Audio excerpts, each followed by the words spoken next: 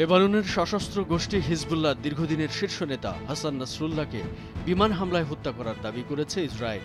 যদিও এ বিষয়ে এখনো কোনো আনুষ্ঠানিক মন্তব্য করেনি হিজবুল্লাহ। তবে ফরাসি গণমাধ্যম এএফপি হিজবুল্লাহর একটি ঘনিষ্ঠ সূত্রের বরাতে জানিয়েছে, শুক্রবার থেকেই যোগাযোগ বিচ্ছিন্ন হয়ে পড়েছেন নাসরুল্লাহ। তার সাথে যোগাযোগ করা যাচ্ছে না। কিন্তু যার মৃত্যু নিয়ে বিশ্ব মিডিয়ায় এত আলোচনা, কে সেই হাসান নাসরুল্লাহ?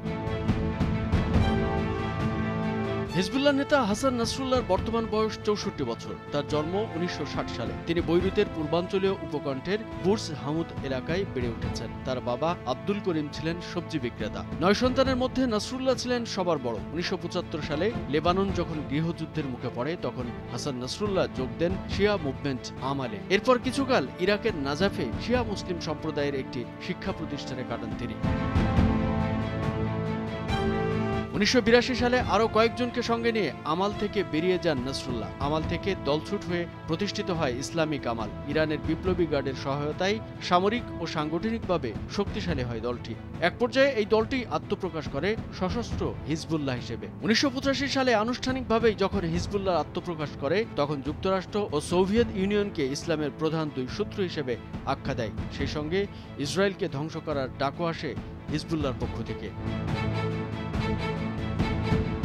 নাসরুল্লাহ ধীরে ধীরে হিজবুল্লাহর যোদ্ধা থেকে বালবেক এলাকায় পরিচালক হন। পরে পুরো বেকা ভ্যালির দায়িত্ব পান তিনি। এরপর সংগঠনের বৈরুত শাখার দায়িত্ব নেন। 1992 সালে মাত্র 32 বছর বয়সে হিজবুল্লাহর প্রধান হন নাসরুল্লাহ। এর আগে ইসরায়েলের এক হেলিকপ্টার হামলায় নিহত হন তার পূর্বসূরি আব্বাস আল মুসাবি।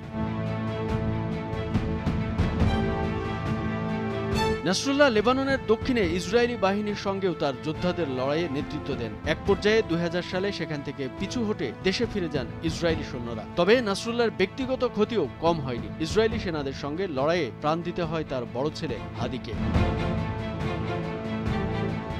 2006 সালে পর্যন্ত ইসরায়েল হিজবুল্লাহর মধ্যকার উত্তেজনাকার পরিস্থিতির মোটামুটি শান্ত ছিল। তবে ওই বছর হিজবুল্লাহর যোদ্ধারা ইসরায়েল সীমান্তে হামলা চালালে 8 সেনা নিহত ও 2 জন অপহৃত হন। পরে লেবাননের দক্ষিণাঞ্চল ও বৈরুতের দক্ষিণ উপকণ্ঠে যুদ্ধ বিমান থেকে ব্যাপক গোলাবর্ষণ শুরু করে ইসরায়েল। হিজবুল্লাহ ইসরায়েলের অভ্যন্তরে প্রায় 4000 রকেট ছুড়ে জবাব দেয়।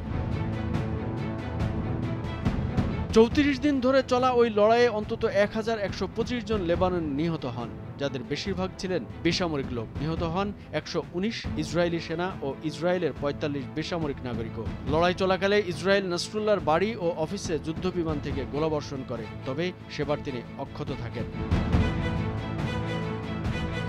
কামরুজ্জামান আরিফ, ভোরের কাগজ।